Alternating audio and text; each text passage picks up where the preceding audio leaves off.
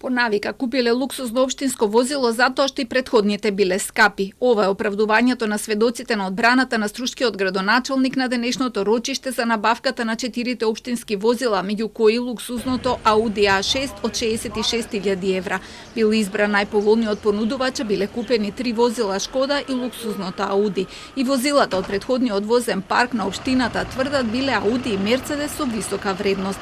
Сведоците, председател и заменик председател на комисијата за јавни набавки, која во 2019 година го спроведе тендерот, пред судот изјавија дека набавката е спроведена законски по одлука на општинскиот совет.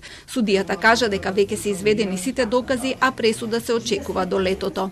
Сега само останува да се види целокупната документација, да им се даде можност на одбраната и на обвинението да ги спремаат своите завршни зборови и на наредното рочиште веќе предметот да се заврши. На главниот претрез за предметот пак во кој Мерко е обвинет за поттикнување на етничка омраза и раздор кај граѓаните затоа што лани на општинската зграда постави спомен плоча на албански јазик со која се велича фашистичката окупација на Струга.